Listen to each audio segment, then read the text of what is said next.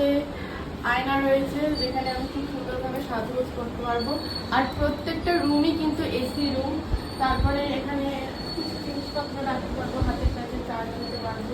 এই যে বেড, একদম প্রায় 3-4 জন তো আরামসে শুতে পারবে। আর এখানে ওয়েদার খুব গরমও না, খুব শীতও না, ঠান্ডাও না, নর্মাল একদম। তো তো এবারে আমরা দেখবো বাইরের ভিউ।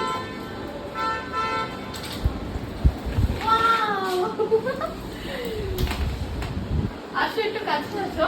এটা খুলো।